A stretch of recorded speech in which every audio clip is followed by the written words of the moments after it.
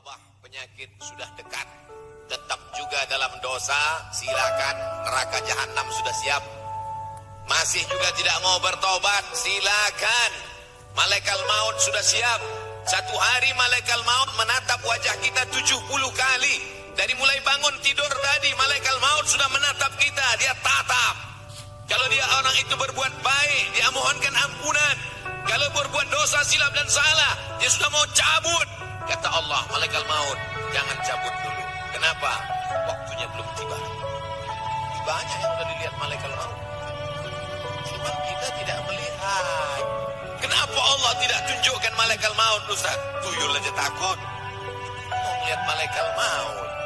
Bapak Ibu yang dimuliakan Allah Subhanahu wa taala, maka tidak ada jalan lain kecuali bertaubat dan memperbanyak istighfar. Ujian yang pertama, khauf, takut. Yang kaya takut miskin, yang senang takut susah. Apakah takut itu bisa membuat orang menjadi kafir? Ya. Saking takutnya miskin, menghalalkan segala cara. Apa yang membuat orang melakukan perbuatan haram? Takut. Artis ingin eksis di panggung hiburan, maka dia buka yang tidak semestinya dilihat oleh bukan mahramnya.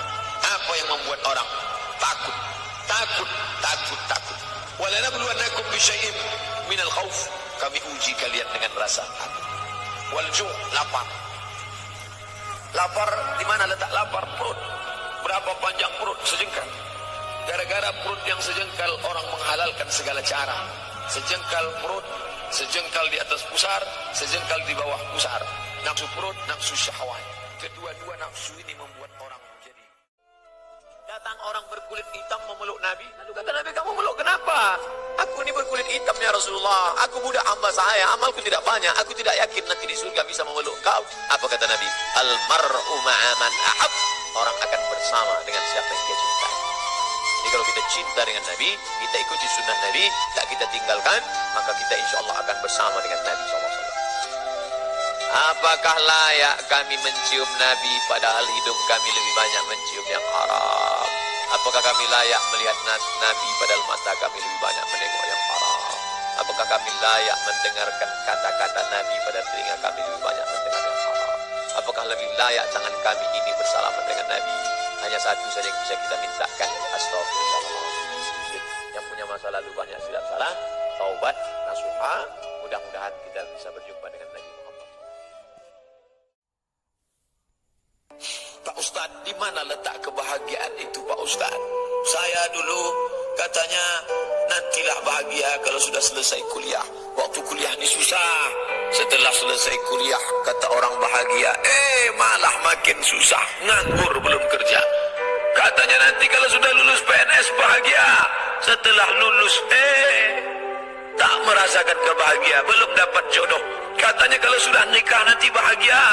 Ditanya-tanya orang, sudah hamil istrinya? Sudah punya anak? Katanya nanti kalau sudah punya anak bahagia. Malah sekarang saya tak. Gimana sebetulnya kebahagiaan itu? Maka banyak orang merasa tidak bahagia, padahal sebetulnya dia sudah bahagia, tapi dia tidak bersyukur. Bahagia itu terletak pada syukur. Maka siapa yang bersyukur, dialah orang yang paling bahagia.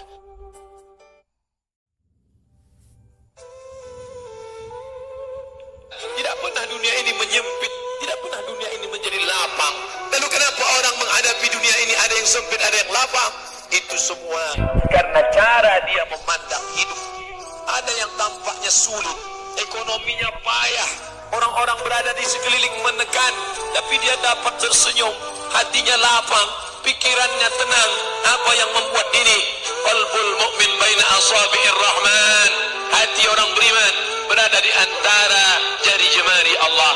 Berapa banyak orang berada di hotel yang megah, di tempat lokasi pariwisata yang mewah, hatinya sempit, bunuh diri di tempat yang nyaman, di tengah taman yang indah.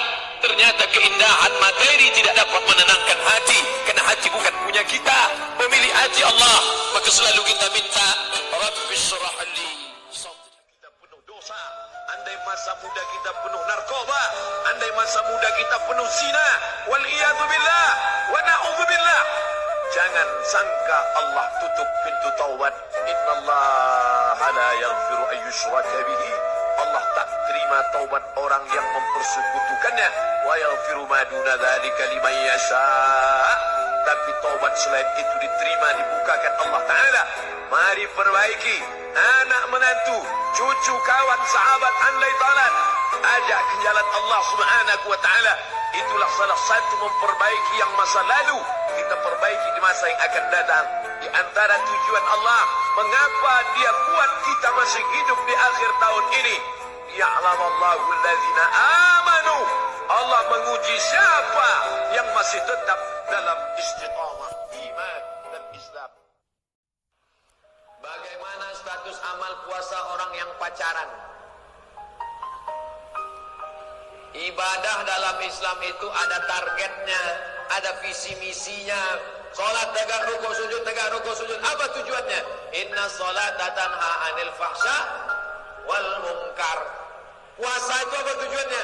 Ya ayyuhalladzina amanu kutiba alaikumusiyam kama kutiba alal ladzina min qablikum la'allakum tattaqun. Puasanya gugur, kewajiban puasanya gugur, tapi pahala puasanya tak ada. Man lam yada' qaulaz zur, siapa yang tak meninggalkan cakap yang tak baik, wal amala bihi, amal yang tak baik, falaisa lillahi hajatun fi ayyada'a ta'amahu wa syarabahu. Dia tinggalkan makan, dia tinggalkan minum, tapi tetap dia pacaran. Kalian yang pacaran, berhentilah. 13 hari lagi puasa, masih juga pacaran, berhenti, stop. Buanglah mantan pada tempatnya. Kalau di bulan Ramadan dia tak berjamaah, apalagi di bulan lain. Kalau di bulan Ramadan dia tidak menahan dirinya, apalagi di bulan lain. Maka di bulan inilah kelembutan hati. Di bulan ini menyesuaikan diri dengan kehendak Allah. Di bulan inilah diisi dengan ketaatan. Siapa itu orang bahagia? Orang kaya. Siapa itu orang bahagia? Orang yang mewah hidupnya. Siapa itu bahagia? Orang yang tinggi jabatannya. Bukan. Siapa itu orang bahagia? Orang yang di bulan Ramadan lembut hatinya, bisa dikalahkannya hawa nafsunya, dan dia mendapatkan ketaatan kepada Allah Subhanahu wa Ta'ala. Kalau ada itu dalam diri kita subuh ini, jaga, pertahankan, pupuk, siram. Setiap Nabi punya doa makbul.